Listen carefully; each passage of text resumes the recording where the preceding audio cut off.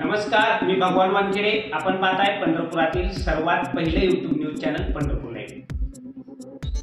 पंढरपूरमध्ये काल रात्री 11 वाजता एका तरुणानं यमाई तलावामध्ये उडी मारून आत्महत्या केल्याची हृदयद्रावक घटना घडली।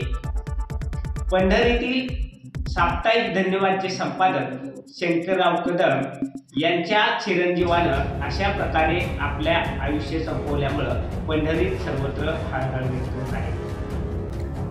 पंढरपुरात एका 25 वर्षीय तरुणाने यमाई तलावात उडी मारून आयुष्य संपवल्याची हृदयद्रावक घटना काल रात्री घडली आहे। समजलेल्या माहितीनुसार ऋत्विक शंकर कदम वय वर्ष 25 असे आत्महत्या केलेल्या तरुणाचं नाव असून तो पंढरीतील साप्ताहिक धन्यवादचे संपादक शंकरराव कदम यांचा मुलगा होता। तो श्री विठ्ठल रुक्मिणी मंदिर समितीच्या अन्नक्षेत्र विभागात सेवेत होता। काल रात्री 11 वाजण्याच्या सुमारास ऋत्विक यमाई तलाव परिसरात गेला व या ठिकाणी आपल्या एका मित्राला कॉल करून बोलावून घेतले।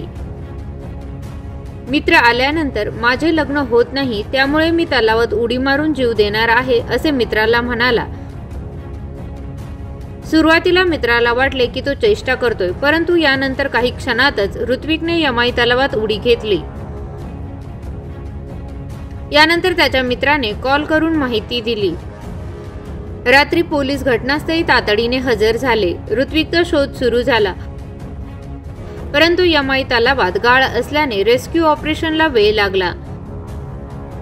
अखेर आज सकाळी 9:30च्या सुमारास ऋत्विकचा मृतदेह हाती लागला।